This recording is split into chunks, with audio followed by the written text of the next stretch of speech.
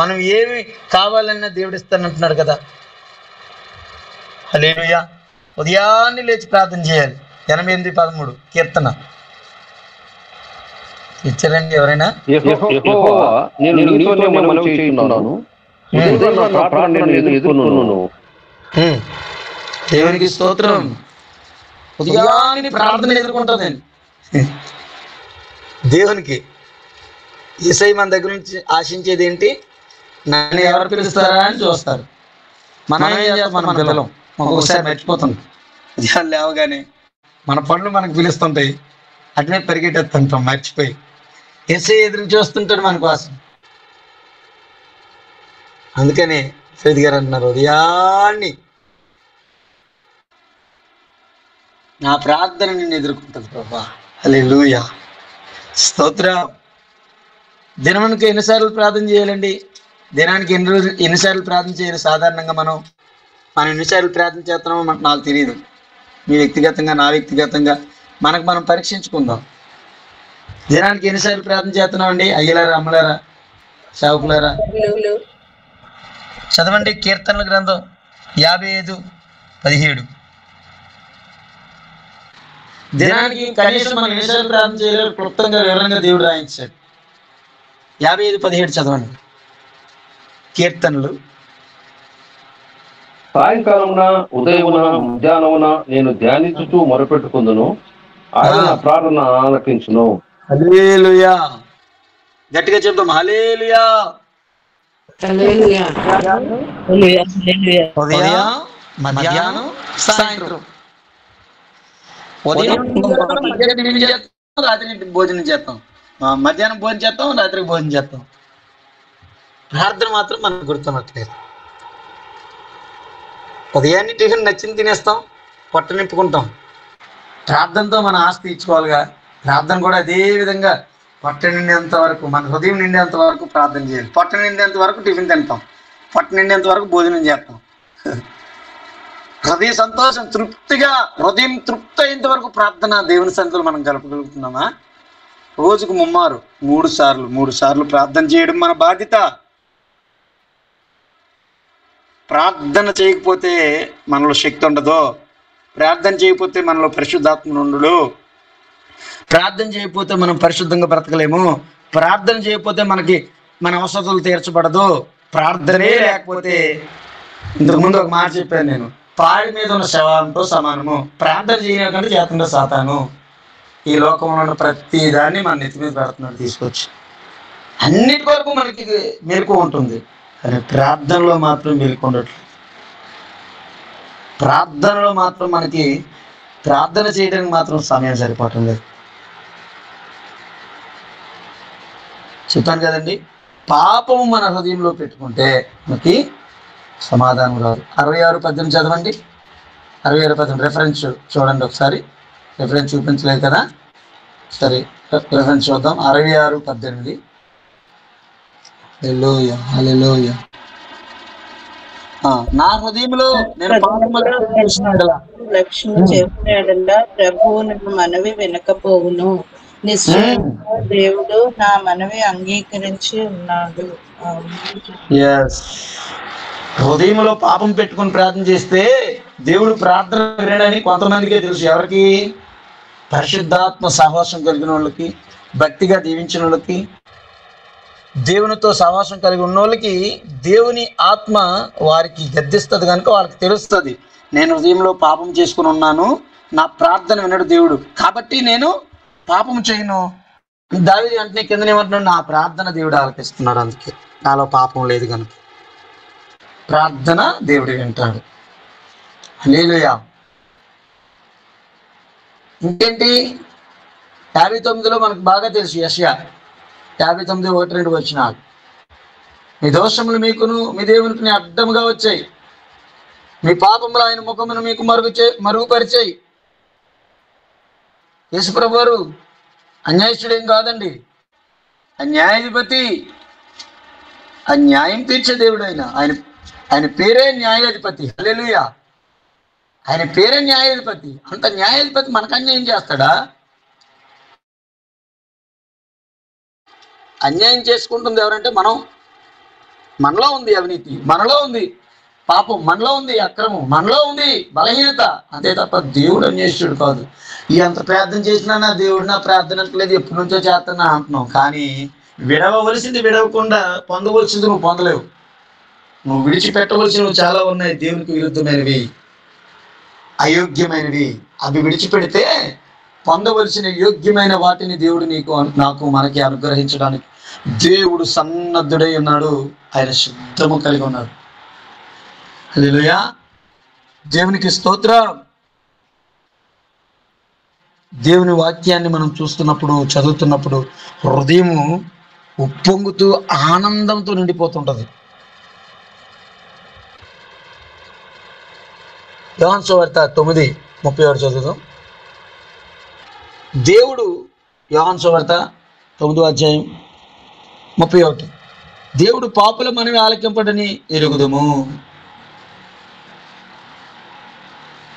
ఎవడైనా దైవభక్తుడై ఉండి ఆయన చిత్తము చొప్పున జరిగించని ఎడల ఆయన వారిని మనవి ఆలకించిన.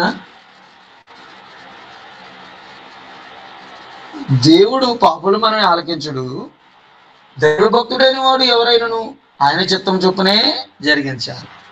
దైవభక్తులే అందరూ. ఇప్పుడు చర్చికి వెళ్ళి బైబిల్ పట్టుకుని అందరూ దైవభక్తులే. కానీ ఆయన చిత్తం చొప్పున చేస్తున్నామా లేదా అనేది ఎవ్వరికి వారే పరీక్షించుకోవాలి, గమనించుకోవాలి, ఆలోచించుకోవాలి. ఆలోచించుకోవడానికి సమయం ఈరోజే. ఇంకా రేపు ఎల్లుండో అవతల టైం పెట్టడానికి టైం మనకు కుదరదు. సమయం ఉండగానే మనం చక్కబెట్టుకోవాలి మన ఇల్లుని. ఈరోజే మన సమయం. ఇదే ఆఖరి గడి అనుకోండి, ఇదే ఆఖరి గడి అయితే సమయం రేపు సర్దుకుందాం అనుకుంటే ఈరోజే అవకాశం. దేవుడు ఒకవేళ పిలిస్తే అవకాశం దొరుకుతుందా దేవుని బిడ్డలారా? లేదు కనుక మనం చాలా జాగ్రత్తగా దేవుని దగ్గర ఉండాలి. దానియేలు గారు దినానికి మారు ప్రార్థన చేసేవారు. దావీదు గారు దినానికి 7 సార్లు ప్రార్థన చేసేవారు. అబ్బా, దానియేలు ఎలాంటి స్థితిలో ప్రార్థన చేశారండి? మనలాగా సౌఖ్యంగా, సుఖంగా, సంతోషంగా, సుఖ సంతోషాలతో ఉన్నప్పుడా? సింహాలు చిన్న జ్వరం జబ్బులు వస్తే ఇంకా ప్రార్థన ఇంకేం ప్రార్థన చేస్తామండి? ఇన్ని కష్టాలా, ఇన్ని బాధలా, ఎంత చేసినా ప్రార్థన జ్వరం తగ్గట్లేదు అనుకుంటాం మనం ఒక్కొక్కసారి శరీరానుసారంగా. దానియేలు గారు సింహాల బోన్లో వేస్తారు, మరణ శాసనం ఉందనగా ప్రార్థన ఆపలే. హల్లెలూయా. ప్రార్థనలో ఉన్న శక్తి, ప్రార్థనలో ఉన్న బలము, ప్రార్థనలో ఉన్న అధికారము, ప్రార్థనలో మనకిచ్చినటువంటి ఆధిక్యత తెలియలేని వ్యక్తులు అయితేనే ప్రార్థన చేయరండి. నేను చెప్తున్న విధానం మీకు చెప్పాను ఇంతకు ముందే. ప్రార్థన అంటే సామూహిక ప్రార్థన. ఇప్పుడు మనం ఉదయాన్నే లేచి ప్రార్థన చేస్తున్నాం కదండి, ఎందుకు చేయలేదు అంటున్నారు అనుకోవచ్చు. ఓకే, ఈ 1 అవర్ ప్రార్థన నేను చెప్పడం లేదు. ఇది ప్రతిరోజు దేవుడు ఇచ్చాడు, కృపను బట్టి మనం లేస్తున్నాం. Good, very good. మనం ఉదయాన్నే లేచి ప్రార్థన చేయగలుగుతున్నాం. యేసయ్యకే మహిమ. అది దండరాజు గారు లాంటి సేవకులు దేవుడు ప్రేరేపించి కొంతమందిని గ్యాదర్ చేసుకొని మన గుంపుని తయారు చేసి ప్రార్థన చేసే యోగ్యతను దేవుడు ఇచ్చాడు. ఎంతో మంచిది. కానీ ఇంత అయిపోయిందా? లేదుగా. ప్రార్థన చేస్తూనే ఉండాలి. ప్రార్థన రాత్రంతా చేయాలి, ఉదయాన్నే చేయాలి, మధ్యాహ్నం చేయాలి, సాయంత్రం చేయాలి, అవకాశం దొరికినప్పుడల్లా ప్రార్థన చేయాలి. అదే ప్రార్థన అండి. ప్రార్థన చేయకపోతే ఏమవుద్ది? ఫస్ట్ చెప్పాను, ఎవరైతే ప్రార్థన చేయరో, యేసయ్యా మీరు అవసరం లేదు, మీ సహాయం నాకు అవసరం లేదు, నాకు ఉద్యోగం ఉంది, నాకు భర్త ఉన్నాడు, నాకు భార్య ఉంది, నాకు పిల్లలు ఉన్నారు, నాకు హోదా ఉంది, అంతస్తు ఉంది, నాకు కలిగిన ఇంకన్నీ ఉన్నాయి, నువ్వు అవసరం లేదయ్యా, నాకు నీతో పని లేదయ్యా అని అర్థం. ప్రార్థన ఎవరైతే చేస్తారో వారు దేవుని సహాయం పొందుకుంటారు. హల్లెలూయా. దేవుడి మాటలు మన వినికిడిలో దీవించి ఆశీర్వదించునుగాక. ఆమేన్. అందరూ ప్రార్థన చేద్దాం. అందరూ ప్రభు సన్నిధిలో దేవునికి మహిమకరంగా జీవిద్దాం. దేవుడు మనందరికీ అటువంటి కృప నాకు మీకు మనందరికీ అనుగ్రహించునుగాక. ఆమేన్. ప్రార్థన ప్రార్థన ప్రార్థన. ఎవడైనాను దేవభక్తుడై ఉంటే దేవుని చిత్తమును ఎరిగి ప్రార్థిస్తాడు. ప్రార్థన ఎలా చేయాలి? ప్రార్థన ఎలా చేయాలి? ఆసక్తితో విసుకక పట్టుదలతో చేయాలి. ప్రార్థన ప్రార్థన అంటే ఏకాంత ప్రార్థన, ఒంటరి ప్రార్థన. మీ గదిలోనికి వెళ్ళి పరమందున్న తండ్రికి కనపడవలనని, వినవలనని ఆయనకు ప్రార్థన. ప్రార్థన ప్రార్థన చేయుట ద్వారానే ఒకడు ప్రార్థన చేయగలడు. అంటే ప్రార్థన చేయాలని తలంపు పుట్టటమే, ప్రార్థన చేయాలని ఆసక్తి కలిగి ఉండటమే. ప్రార్థనకు మానవ మాత్రులు సహాయంగా ఉండరు, కోచ్లు ఎవరు ఉండరు, మెంటర్లు ఎవరు ఉండరు.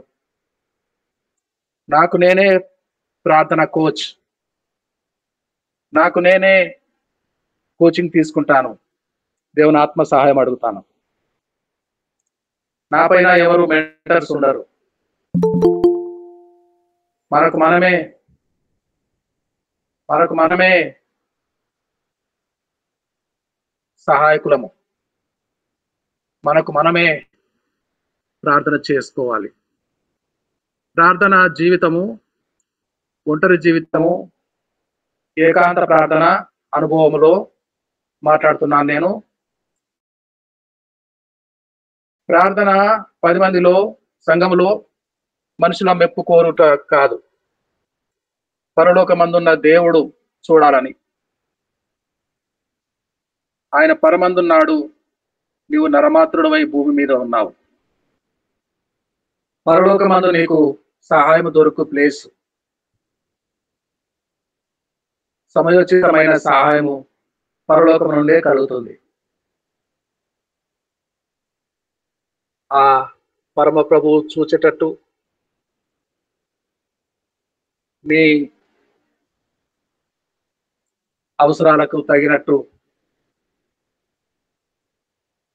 శోధనలో ప్రవేశించకుండానట్లు, కీడు నుండి తప్పించబడినట్లు నానా రకాలు పద్ధతులు ఉన్నాయి. మెట్టుకైతే ద బిగినింగ్ టు ప్రేయర్, ప్రార్థన చేయడం ద్వారా ప్రారంభమవుతుంది. దేవుని అడుగుట ద్వారా. అడుగుతున్నప్పుడు ఒక దినము 1 నిమిషము, రెండో దినము 2 నిమిషాలు, 2:30 నిమిషాలు, 3 నిమిషాలు, 3:30 నిమిషాలు సమయమే సరిపోదు. ప్రార్థన దేవుడు చక్కని విషయాలు ప్రార్థన అంశముతో మనందరితో మాట్లాడి ఉన్నాడు. God bless you Elisha pastor గారు. దేవుడు మిమ్మల్ని బహుగా దీవించును గాక. థ్యాంక్ యూ అయ్యారు. Praise the Lord. మరొకసారి ప్రార్థనకు పురుకొల్పబడ్డాము. ఆగిపోయిన పనులెల్లా సఫలమగునట్లు, సాధ్యమగునట్లు, అసాధ్యమైనవి సుసాధ్యమగునట్లు ప్రార్థనతో వెలిగించబడ్డాము. దేవుడు మిమ్మల్ని బహుగా దీవించును గాక. మనలో ఎవరైనా ఒకరు 1 నిమిషము ప్రార్థన ప్రతిస్పందన తెలియచేస్తూ ప్రార్థిస్తారా? మనలో ఎవరైనా ఒకరు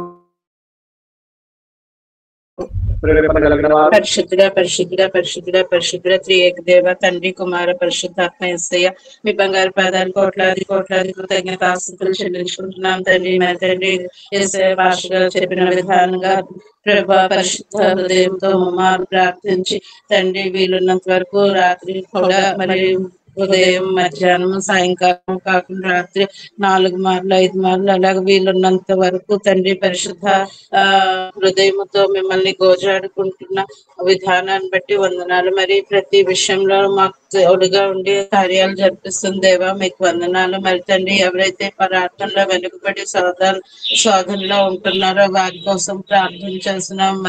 మరి తండ్రి యేసయ్య హృదయ అంతరంగాన్ని ఎరిగిన దేవా, మీకు వందనాలు. మరి దానియేలు వలె ప్రార్థన చేయడానికి, యాకోబు వలె ప్రార్థన చేయడానికి, ఇంకా తండ్రి యేసయ్య వలె మరి కొండ మీద ప్రార్థన మెలకుగా ఉండి రాత్రి అంతా గోజాడుకునే ప్రార్థనలు చేయడానికి మమ్మల్ని దీవించండి. ఈ రోజు ఆల్నైట్ ప్రేయర్ కు మరి నన్ను తీసుకెళ్ళి తండ్రి, ప్రతి ఆల్నైట్ ప్రేయర్ లో ప్రార్థన ద్వారా ఎన్నో అద్భుతాలు ఆశ్చర్యకార్యాలు చేయబోతుంది దేవా. మీకు వందనాలు. కురికూరి ఇమ్మాన్యుయల్ గారు పాస్టర్ గారిని, వారి భార్య బిడ్డలు, వారి సంఘాన్ని నిండారా దీవించండి. కూడి వచ్చిన బిడ్డలందరినీ దీవించండి. మా విమోచకుడు, మా రక్షకుడైన యేసుక్రీస్తు నామమున ఈ చిన్న స్థితి ప్రార్థన సమర్పించుకుంటున్నాము మా తండ్రి. ఆమేన్, ఆమేన్. వాక్యం అందించిన వారు పాస్టర్ ఎలీషా గారు.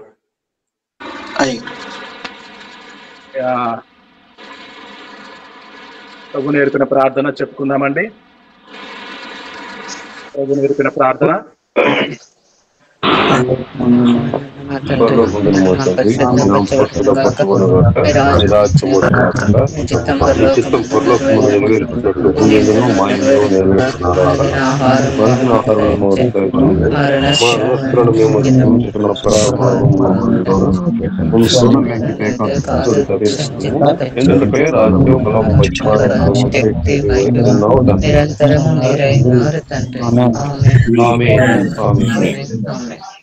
మాస్టర్ ఎలీషా గారు చేస్తారా?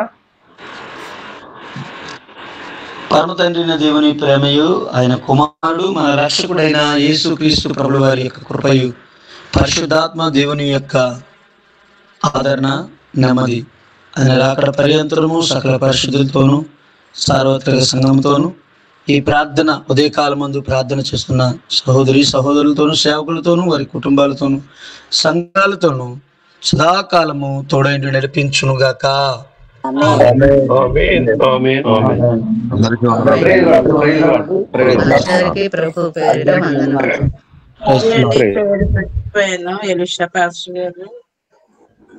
హిమశ్రీ గారు హిందీ సెషన్ అందరికీ వందనాలండి. Praise Lord. దేవునికి మహిమ కలుగును గాక. తెలుగు సెషన్ మరి ఇంతటితో మనం ముగించుకుని హిందీ సెషన్ లోకి వెళ్దాము.